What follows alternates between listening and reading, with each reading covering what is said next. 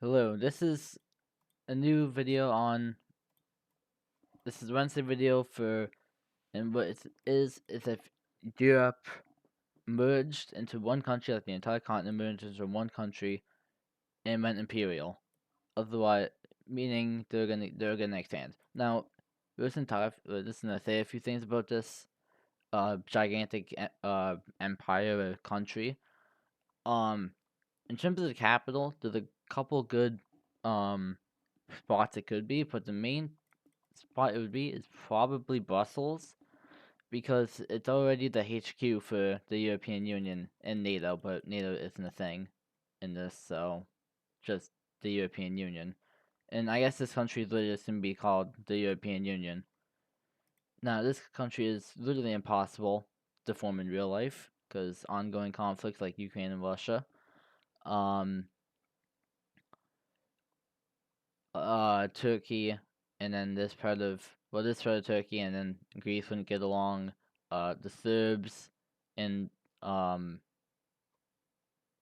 uh people, Serbs and the Croats wouldn't get along. Um, so what's going on with Russia? You might have noticed that Russia's kind of split in half, and this part of Russia is European. This part is Asian. So I believe it's called the Ural Mountains, the Ural Mountain Range that goes up like this, that splits it from European and Asian. So that's what I went with.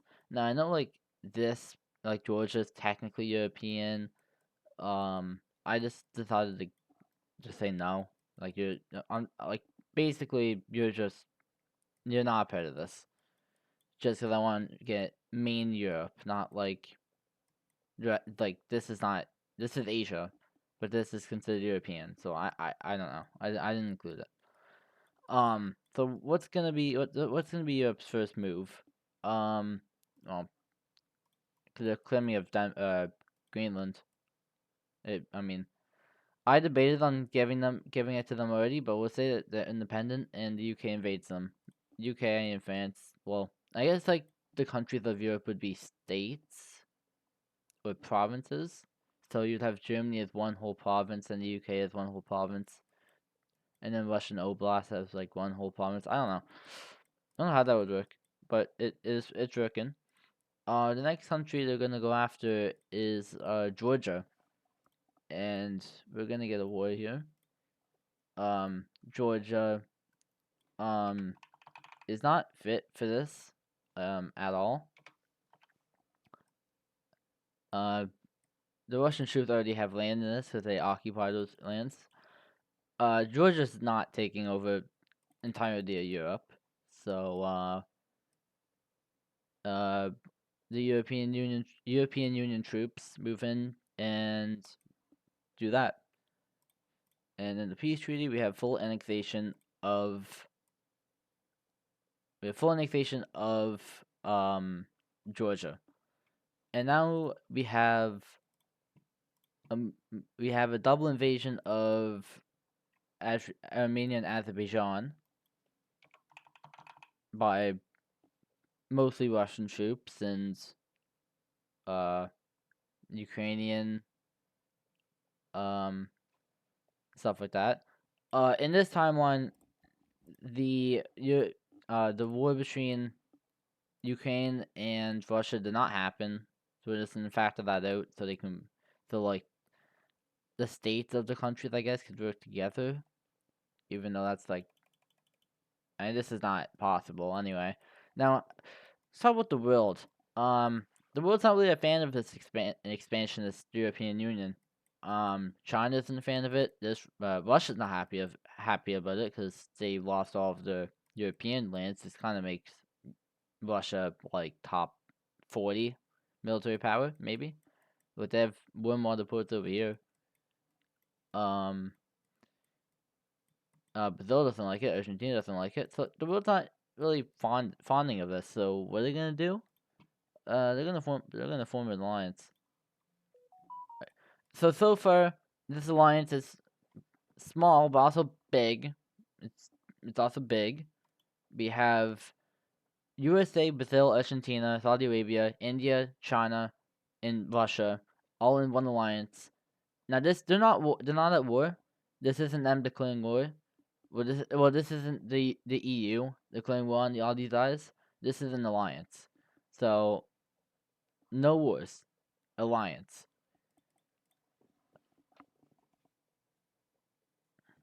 So what's the EU's next move? They're gonna invade Turkey. Now is Turkey getting the allies here? Not really. Apparently, when the whole continent merges into one country, they don't want to fight against that country because it's the whole continent. Well, other than talking about nuclear bombs, um, the EU has around probably like 2,000, no, probably around like 4,000. Cause I don't know where Russia's nukes are located. I know there's a lot of nukes up here. There's probably some down here and up in here. So I don't know. We'll say they have like 3,000 nukes. The nukes are not going to be used in this scenario because it would just make it unfair, and the end of the video would be global devastation. So, we have this happening, and oh, this is bad. Oh, well, okay. That's for peace treaty. All right, in this peace treaty, we have full annexation. Not full annexation. I'm stupid. We have the EU annexing all of the both the northern Aegean Sea coast and all of the Black Sea coast. Turkey is then made into a puppet state, and this is going to cause more countries to join the alliance. Like this, and like this, and this. So this is getting up to be a big alliance. Well, it already was a big alliance, but okay. So now what? We have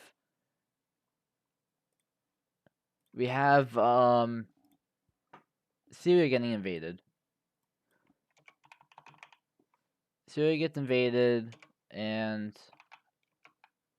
it's oh, that's bad. Okay, so that's bad. I should make this a different color, but they don't invade them. Let's see what. All right, in this feature we have the Turkish puppet annexing Syria, and Lebanon's gonna fear for its life, and they're gonna join the alliance. So what does Iraq do? Well, Iraq says, well, what are they gonna invade me for? I have nothing important. Wait, why is it? Oh, they invade them. And oh, it's the same outcome as before.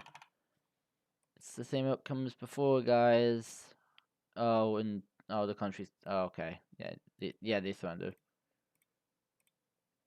All right, in this peace treaty, we have the Turkish puppet state getting even more land, and Iraq is now southern Iraq, and it's made into a puppet state. What does this so this is like now it's like the EU does not care who you are. Oh, just another member joining the alliance and another one. Okay. Oh, Algeria joined. Oh, okay. Now it's starting to ramp up.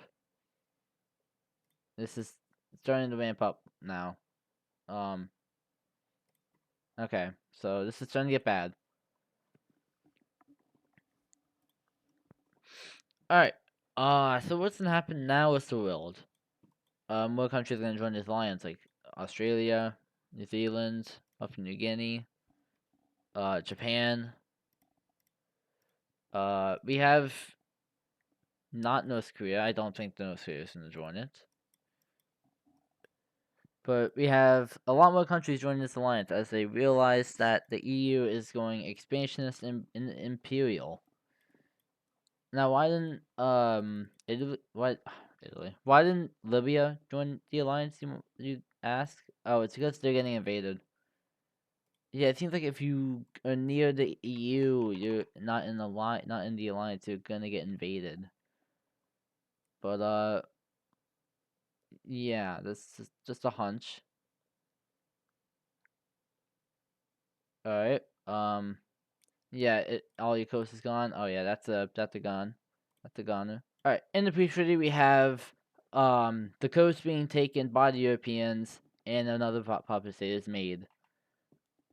So now African nations are really pushing for Chad and Niger to join the alliance because they might be next. Like, they're not going to invade this big alliance.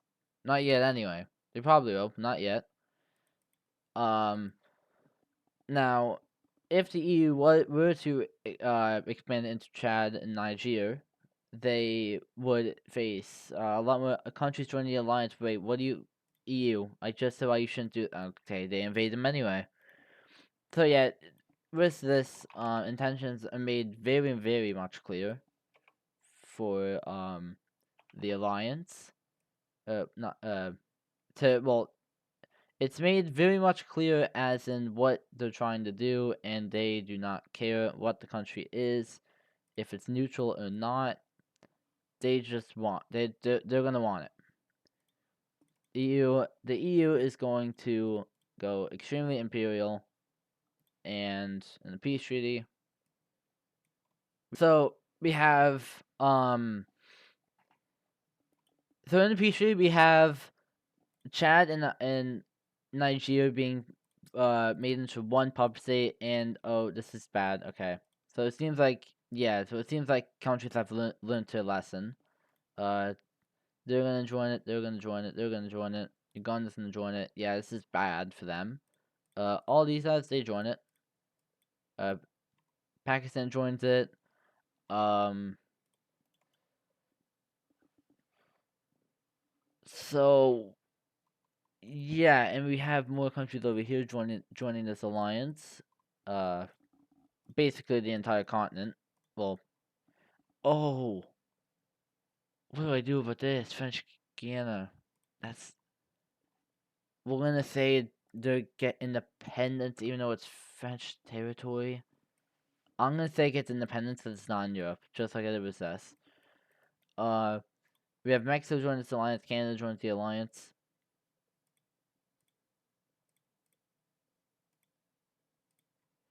I need to go on these islands now. All right. So now what do we do? So Europe is basically bordered by all of the allies. Besides over in East Asia. Besides besides Central Asia, and what's gonna happen to them? Oh well, yeah, they're okay. They're gonna get invaded, and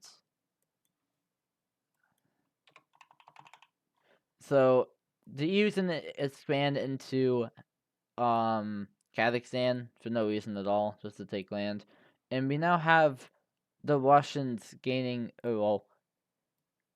getting into this war so that they can stop the Europeans from taking most of the land. And they cut them off, and they take the rest of the country. The EU is kind of mad about this, but they're like, it's fine. We didn't really want the central area of it anyway, so we'll just take what we can get. All right, what happens in this peace treaty? We have the European Union taking a little bit of the western land of Kazakhstan, and they joined the Allies. And okay, well, thank God they learned. So now the EU is cut off in all directions. Um, More countries are joining the alliance by the minute. Now it is expanded down to um, it's expanded down to Indonesia and the Philippines and Taiwan. Really, all of these guys really join it. Let's say all of them. So the world's done with EU. The world is done with EU's crap, and and more and more countries are joining it by the second. Like it's let's just make it at this point all of North and Central America. At this point, there, all the Americas are now in the alliance. We have Mozambique joining. We have Western Sahara. We're gonna say they're independent. They join. Mauritania joins. So at this point, the EU is like, screw it. Let's just go to war with all these blue countries. We can probably do a lot of damage to them.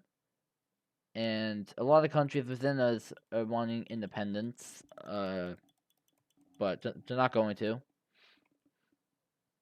Not maybe. Maybe they will. But so what? How does this war start? We'll say it's we'll say something happens on the EU Iranian border, and a fighter plane, Iranian fighter plane is blown up by the EU, and now I want to invoke the Article 5 of this alliance, and now this has started. So let's go take a look on how this goes.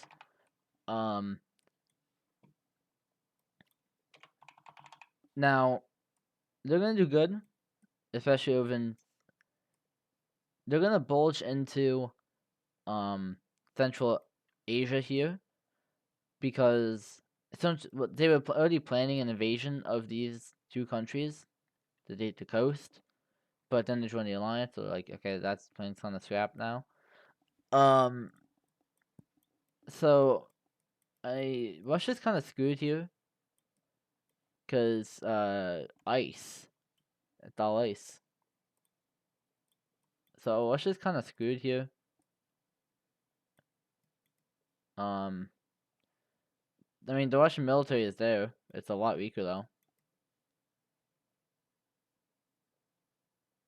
And they already not into China. They haven't blitzed into China.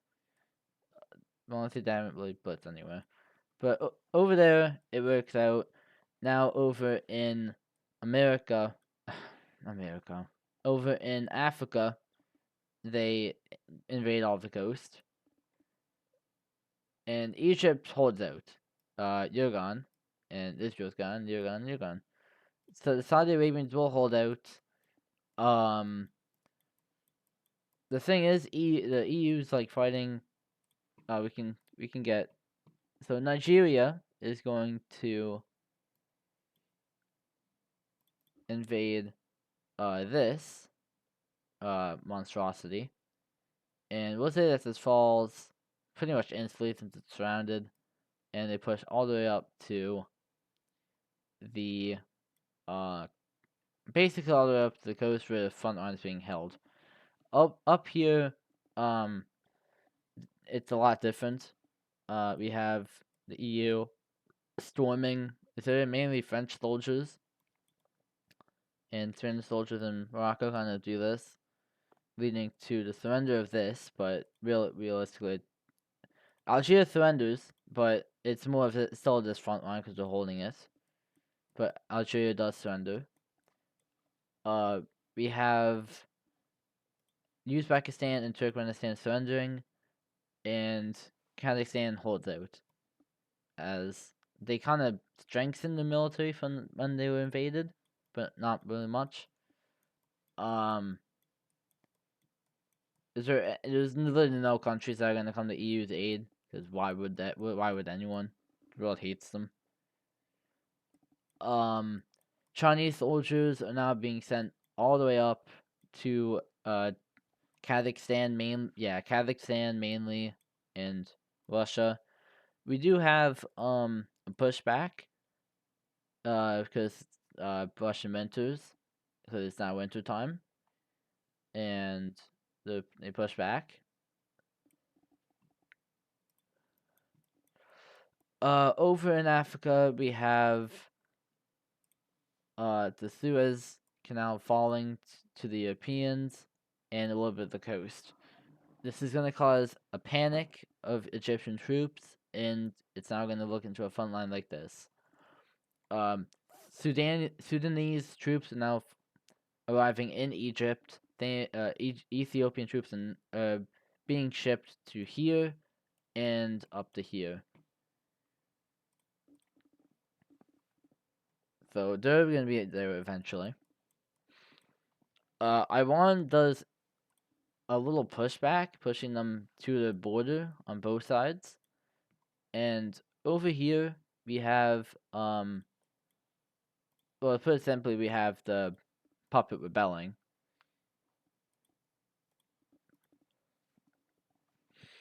This upsets the EU, but they're not really surprised by it. And we do have an encirclement of EU troops right here. So, what will these EU troops do? They're gonna hold out. In this we have pushes up to here. Lebanon is liberated. And we have rebellious ideals coming up here. But that's not gonna be for a little bit. We have a pushback over here. Oh, wrong color. Okay. Maybe this one will do this. A pushback over here, and it does well, but it doesn't push them back to the coast. That's the thing. Now the EU can fight this war, but the thing is, there's so many places they have to send their troops, and they're kind of getting low on troops. And now Americans are now halfway across the Atlantic, arriving in Western Sahara and Morocco, probably Western Sahara and Mediterranean, very soon. Up here we have all these European troops being pushed out. Same move over here. We then have Chinese troops start to push back on the EUs, on the Europeans, and push back they do as they push back into Turkmenistan, and Iran starts to put pressure on them on their side as well. India is now sending troops over here and up here. So we then have kind of like the EU say, okay, let's abandon Africa as it's not important. Screw Africa. So they abandon Africa, and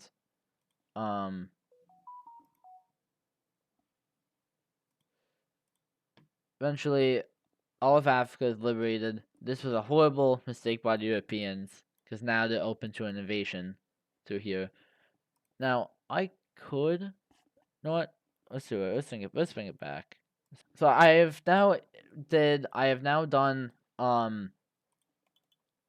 what the EU has on in their navy. Now obviously up here they're gonna have this all controlled. So I mean that's obvious. Even then they're gonna have like all up to here being patrolled. But this is a little bit too. I mean, well, we can show it. I'm not gonna show it because it's a little bit too much. But just know that it's patrolling a lot of the Atlantic. And Canada just is doing something. What is Canada doing while they're invading Greenland? We're gonna let Canada have Greenland after the war. Canada invades Greenland. Kind of to the surprise of the Europeans, but also not really. They didn't really defend it. There were probably like 5,000 EU troops here, and approximately like 30,000 Canadians came up here. But now the Canadian military is being largely shipped into Greenland, same as the Americans, as they plan to invade Iceland and then the UK.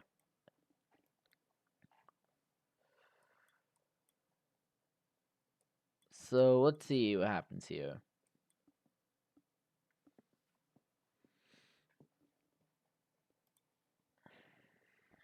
can happen now? Uh,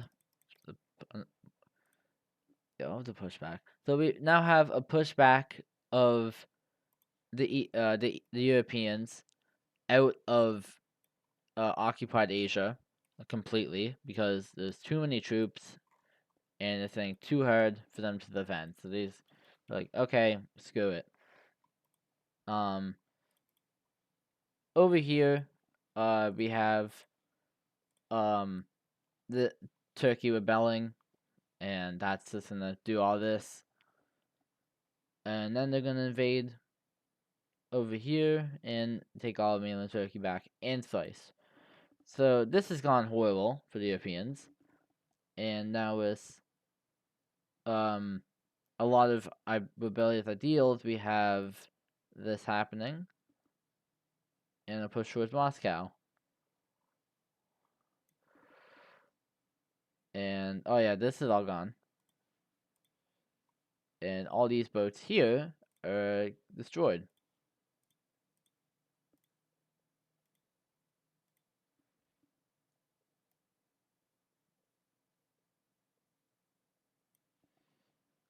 So all the boats in the Caspian Sea is destroyed, and we have a large part of these boats start to get destroyed by aerial bombing, and well, they don't control any of this anymore.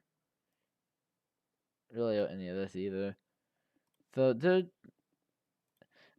now. I mean, the European. It's impossible for the Europeans to win this war because you have around like 2 million Chinese troops, 2 million Indian troops, a million USA troops, probably around like I don't know 50,000 Russians. That's because of the population now. It's like nothing. So what is the EU gonna do? Well, after Canada also invades this and starts sending boats down to the UK for the northern invasion, they're gonna try to get out of this war and be like, yo, uh, can we just like uh get a peace treaty? Like we know we kind of expanded, but like you guys kind of like took all of our expansion claims. So maybe please get a peace treaty. And the proposed peace treaty is not good, and they keep fighting. So eventually, the Europeans get their stuff together, and they hold a stable front against all of these fronts. So it will goes into a stalemate after losing so much land. But after the capture of Moscow, it kind of goes horrible for the Europeans again, as Ukraine is starting to get invaded, and and the UK is starting to get invaded from the north, as their population doesn't want to be in this union, same as the Irish. And this happens, and now it's basically just like you lost the war. Um, you wanna surrender yet, EU? Um, no, you don't want to surrender. Okay, you can keep doing this. Uh, go up here, go around here. Okay, yeah, they surrender now. The EU surrenders, and I gotta make a peace treaty now. Yeah. All right. In this peace treaty, we have all of we have EU getting pushed back down in Turkey as Turkey gets full independence in the slice back. Uh, this thing is just made into some discombobulated mess. I just randomly drew lines in. Russia gets all of its, most of its good land back, so they're happy about that. Russia's now a top 2 power again. Um, Other than that, the world is kind of back to normal. But as the EU kind of lost the war, this alliance starts to lose members. Um, And those members are gonna be all of here, all of here, all of Mexico. Okay. So the Alliance lost a good chunk of members. Because the EU's not really a threat anymore, as they kind of just have to focus on themselves. UK got independence, same as Ireland. Turkey got independence. Iraq still has half its country lost. The East side has independence. Other than that, that's kind of it. I mean, that's the video. I mean, alright. So this is the scenario of what if Europe merged into one imperial and got into a huge war that they were destined to lose. And yeah, that's it. So that's the video. Be back with next episode. It's gonna be a video on part 4 of alternative history and future of the world. That episode will be how World War II starts. It's a big episode, and followed by another big episode. So yeah, that's it.